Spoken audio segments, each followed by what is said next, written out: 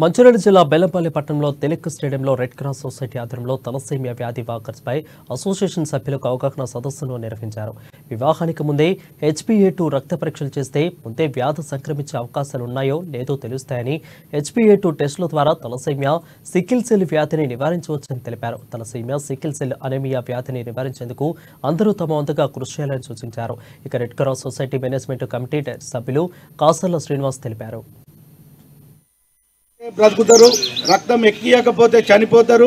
రక్తం ఎక్కియడం మూలంగా శరీరంలో ఐరన్ ఓవర్లోడ్ అయి ఆర్గానిక్స్ అన్ని అవయవాలు డ్యామేజ్ అయిపోతా ఉంటాయి. తలసేమియా వ్యాధి జన్యుపరంగా వచ్చే వ్యాధి అని బాధపడాలా? వ్యాధిని కంట్రోల్ చేసుకోవడానికి రక్తం దొరకక అనేక ఇబ్బందులు ఎదుర్కొంటున్నామని బాధపడాలా? రక్తం ఎక్కియడం మూలంగా ఇన్ని జబ్బులు వస్తున్నాయని చెప్పి బాధపడాలా? ఈ జబ్బులను అన్నిటినీ రాకుండా, ఐరన్ పెరగకుండా చూసుకుంటూ రక్తం ఎక్కించుకుంటూ పిల్లలను కాపాడుకోవాలి.